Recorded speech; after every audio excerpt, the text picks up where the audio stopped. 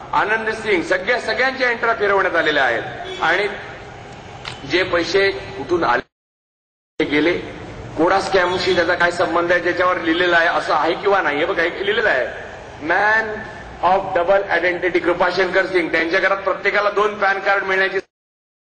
माझ्याकडे income tax ऑफिसचं पत्र आहे आरटीआय खाली की 2004 नंतर इन्कम टॅक्स संदर्भातला त्यांचा कोणता रेकॉर्ड उपलब्धच नाहीये.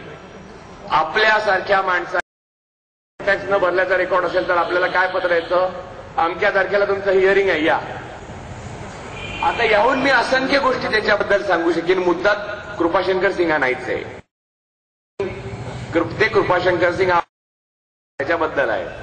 मुद्दा हा आहे की आपल्याला चूत्या बनवण्यात येतं सगळ्या राजकीय पक्षांकडनं.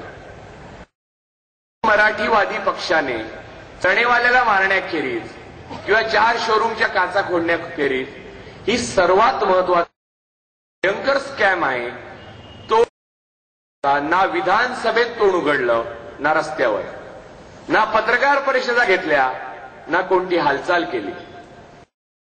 लढाई चालू आहे पण न्यायालयीन आणि ती कशी होते हे माहिती आहे आणि ती सुप्रीम कोर्टापर्यंत जाईपर्यंत मी सुद्धा गेलेलो असेल किंवा मी अगोदरच जाईन बहुधा अशा प्रकारच्या. मुद्दा हा आहे माणसं यासाठी फासावर गेली होती आणि ज्या सिंहासनात अमका तमका हृदय अमका टमका त्याच्यासाठी तुम्ही काचा फोडता, त्यांना प्रश्न विचारण्याचं तुम्हाला स्वातंत्र्य आहे की नाही? भगत सिंगाने आपल्या बापाला प्रश्न विचारला आणि स्पष्टीकरण द्यायला सांगितलं. राजगुरू आणि सुखदेव हे त्यांचे सहकारी, त्यांच्यामध्ये अपस्मार भांडणांचं जे पत्र मी वाचलं नाही, त्यांच्यामध्ये प्रचंड भांडणं, आत्महत्या करावी की नाही करावी क्रांतिकारकांनी याच्यावर प्रचंड वाद झाले आणि याबाबत सुखदेवांचं नंतर भगतसिंगांनी लिहिलेलं आहे.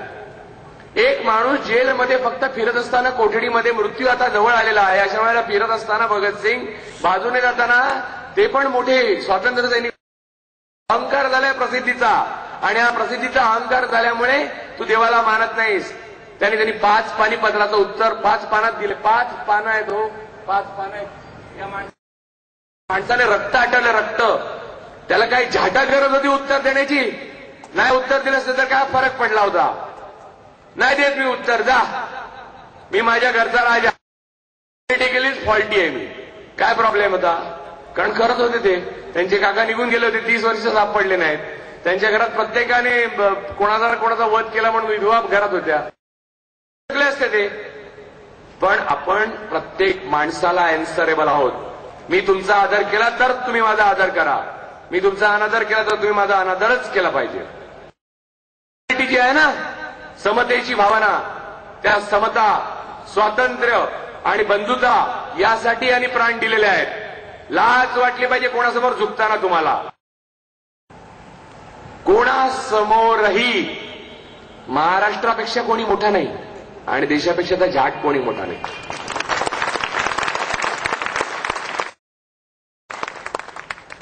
सार्वभौमत्व टिकवण्याकरता देशाचं, समाजाचं, राज्याचं, मराठी भाषेचं, देशाचं, कोणाचंही महत्वाचा आत्मसन्मान टिकवावा लागतो आधी. सार्वभौमत्व कसं टिकवताय तुम्ही? दारू पार्ट्या आणि मटण पार्ट्या खाऊन 45% मतदानावर निवडून येतात, ते प्रतिनिधी तिकडे जातात, ते कशाला हात खाली करतात ते त्यांचं त्यांना माहित नव्हतं. अशा लोकांसाठी 31 साली हे फासावर गेल्याचं मला लाज वाटते. या लोकांची लाज वाटते आणि या लोकांच्याबद्दल दुःख वाटतं. एवढी हिऱ्यासारखी सोन्यासारखी माणसं फुकट. या लोकांच्या हातात सत्य नाही आलं आणि गांधीजीवर काळाने सूड घेतला. आयर्विन करारात त्यांनी जर भगतसिंगाला सोडवलं असतं तर नोटेवर गांधीजीला छापलं नसतं. गांधीजींच्या साक्षीने केला तो. बॅगेत त्यांचेच फोटो छापलेले असतात त्या नोटावर. ज्या नोटा बॅगा भरून दिल्या जातात आणि घेतल्या जातात. गांधीजींना हीच खरी चांगली शिक्षा आहे. भगतसिंगाला हे जे सगळे स्कॅम आहेत ना कॅशचे, जे नंतर एंट्री फिरवून ते बिल्डरनी व्हाईटमध्ये आणले, ते सगळे गांधीजींच्या साक्षीने झालेले आहेत, त्यांच्या फोटोच्या साक्षीने. ती महापुरुष असले तरी बघच काळ हा काळा एवढा मोठा न्यायाधीश कोणी नाही. मुस्लिम लोक नेहमी एक गोष्ट मानतात, मुस्लिम बांधव मानतात, न्याय करत नाही, खुदा न्याय करत नाही, खुदा करतो तो न्याय होय. खुदाने न्याय केला. खुदाने नोटेवर गांधीजींचं देवाची कृपा या तिघांचं छापलं नाही. कारण गांधीजींना रोज त्यातून जावं लागतं. रोज तुम्हाला सांगतो, 5 पक्षाचे प्रमुख नेते करते एवढे गांधीवादी होतील असं गांधीजींना सुद्धा वाटलं नव्हतं. गांधीजींच्या तत्वज्ञानाचा अखेर विजय झाला, पण तो असा झाला. ट्रॅजेडीच आहे. जो सिंड्रोम आहे, डेस्टिमेनोवर प्रेम असल्यामुळे अर्थल्यने डेस्टिमेनोचा खून केला आणि तिच्या मृतदेहापाशी पाहून रडला, तसे रडत असतील की मी ज्यांना मारो काटोचा पंथ म्हटलं आणि हरिपुरा काँग्रेसमध्ये निवडून आल्यावर ज्या सुभाषला मी ह्युमिलेट केलं, इन्सल्ट केलं, काँग्रेस नंतर निघून गेला, बरोबर ना? त्रिपुरा काँग्रेसमध्ये ज्याने राजीनामा दिला ते खरे माझे हिरे होते. त्यांनी हा देश पुढे नेला असता. आणि शेवटी म्हणून सांगितली दत्ताजी ते स्वतः साक्ष आहेत. एक मिठाचा सत्याग्रह सोडला तर गांधीजींच्या कुठच्या आंदोलन आहे ज्याच्यात हिंसा झाली नाही. चौरीचा हैदराबादला तर मुक्ती संग्रामाच्या कार्यकर्त्यांना द्यावी लागली. सर्व आंदोलनांमध्ये शस्त्र झाले.